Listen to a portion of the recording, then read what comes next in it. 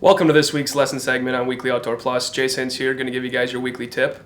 Last week we talked about all of your mental aspects of aiming, how to get over your fears and how to get stronger fears, how to, not block everything out that's surrounding you, beat your friends, everything, the whole 9 yards. This week I'm going to be talking to you guys about the past, how we went over all of our form, but all the form that I talked about was the perfect, correct way to do it. But if you look at every single archer, everybody does it a little bit different. Those are the guidelines, basically.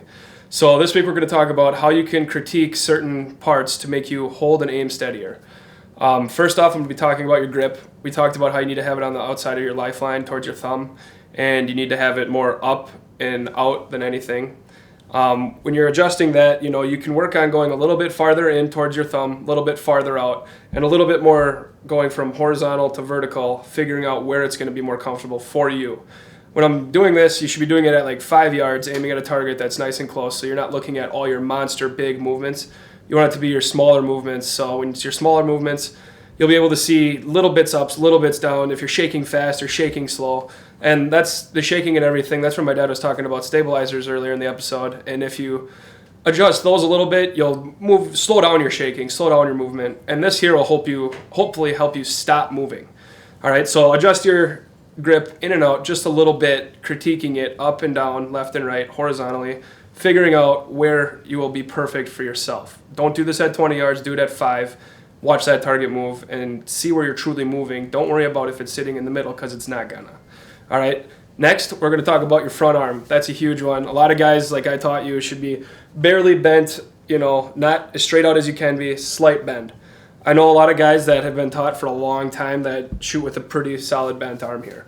That's one thing, start out pretty straight. Work on that. If it's not working out for you, that's your next thing you could try to adjust, all right? Bend it just a little tiny bit more. That's going to also mean draw length. You're going to have to shorten it up just a little bit, because otherwise if you shorten your front arm, you're going to be anchoring farther back, and you can't be doing that because you need your anchor point to always be the same. That's not going to help you hold steadier. It's going to be more consistent. It's going to help you hit where you are truly aiming instead of your pin was here and you hit there. That's not right, because your anchor point, not looking through your peep sight in the center, looking left and right. Those little things that are going to make you, not hit where you're aiming. So make sure you move your grip a little tiny bit, up and down, left and right, horizontal, vertical, and just play with it little tiny bits at a time. Bend your arm a little bit more or a little bit less, and right there is basically the front of your shot. That's how you're going to hold steadier. Work on that. Another thing, adjust your poundage. All right, we talked about draw length for your arm. Adjust your poundage. A lot of guys think I'm a big, tough guy shooting 70 pounds. All you're going to do with that is miss faster. Not very cool, all right? You got to make sure that you're shooting the right poundage for yourself, all right? If you want to shoot fast, get a lighter arrow, all right? I shoot 60 pounds, and if I'm shooting competitively indoors, I shoot 56 pounds. Why at 56? I played with it. Like I'm saying, turn it down 2 turns, shoot. If your group gets tighter, it's probably because you're holding steadier, because you're more relaxed, you're more confident. If you're shooting 50 pounds and you turn it up a little bit, you might shoot better because you got more tension on your muscles and you're going to be able to hold steadier of where you're aiming, especially if you're outdoors in the wind. You don't want to be holding extremely light weights because that wind's going to be pushing you around a lot easier.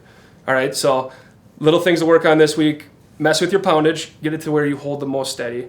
Then you're also going to be messing with your grip and your front arm, just little tiny bits at a time, one at a time, to figure out what's going to help you hold your best grip and your best arm. All right, when you do this, again, 10, 20 shots a day max. All right, go in your basement all by yourself, shoot 10 yards, get that little tiny bit exactly where you need it, pull through your shots, execute that shot, challenge your buddies, have fun. All right, next week I'm going to be talking to you guys all about walk back tuning. This is going to be how you get your arrow to shoot the absolute best that it can out of your setup with your weight, your, where your rest is and everything. Walk back tuning, in my opinion, is the biggest way to tune your bow. Way better than paper tuning. Paper tuning is a mild adjustment. Walk back tuning will tear that paper apart, all right? Tune in next week. We'll talk about walk back tuning. As always, have a good week.